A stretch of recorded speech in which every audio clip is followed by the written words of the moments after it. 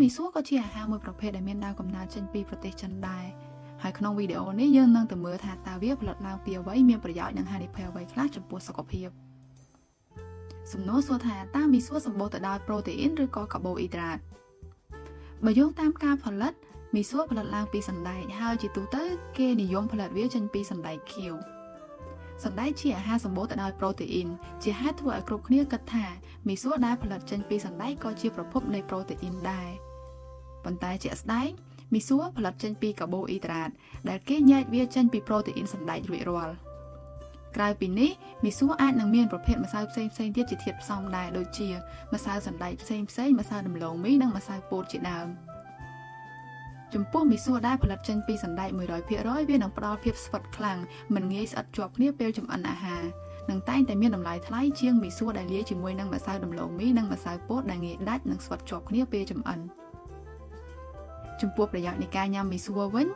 មានដូចជាទី1ដោយសារគុណសម្បត្តិរបស់កាបូអ៊ីដ្រាតនៅក្នុងសណ្តែកបំលែងជាស្ករយឺតជាហេតុធ្វើឲ្យវាស័ក្តិសមសម្រាប់អ្នកដែលចង់បញ្ចុះទម្ងន់និងអ្នកប្រឈមមុខនឹងជំងឺទឹកនោមផ្អែម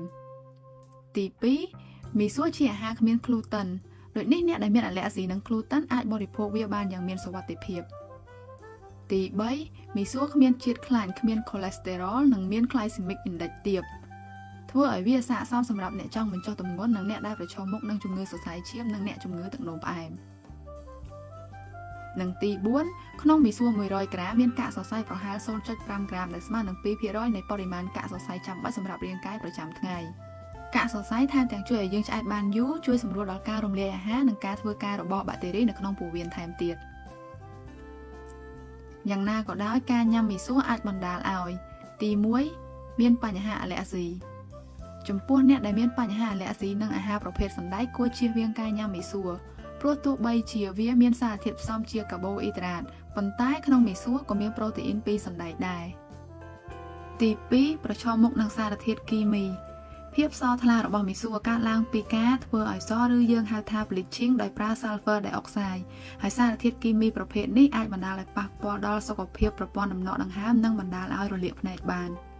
ចំណែកការបរិភោគមីសួរដើម្បីទទួលបានប្រយោជន៍ចំពោះសុខភាពវិញមានដូចជា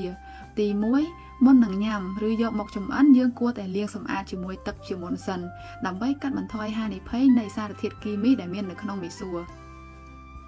ទី2គួរញ៉ាំឬចម្អិនជាមួយនឹងបន្លែនិងសាច់ដើម្បីទទួលបានសារធាតុចិញ្ចឹមគ្រប់គ្រាន់សម្រាប់រាងកាយ